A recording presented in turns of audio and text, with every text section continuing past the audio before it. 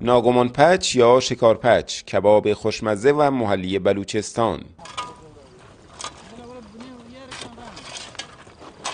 این کباب خوشمزه محلی که با نام ناگمان پچ یا شکارپچ معروف است، به معنای ناگهانی پختن است و یکی از خوشمزه ترین کباب های بلوچستان است که پخت آن از گذشته های دور تا کنون در اکثر مناطق این استان به چشم می آید. یک کباب محلی مثلا 100 سال پیش می پیروک و بوم پیروکان پیمته که گواسا پچه بی یه طرف و طرف آز بونه بی وسط گوشتان کله 13-14 تا گوسفند ذبح کردیم و به همراه اهالی روستا داریم تک تک میکنیم و کباب بلوچی به اسم شکارپز داریم میپزیم. مشارکت در پخت این کباب با اهل منزل و فامیل است و هر کدام از اعضای خانواده به نوعی در این کار شریکند. سوکان تراشان پیم شکران گوشتان ما نجرم پتون کباب پیم کنه پر مهمانا.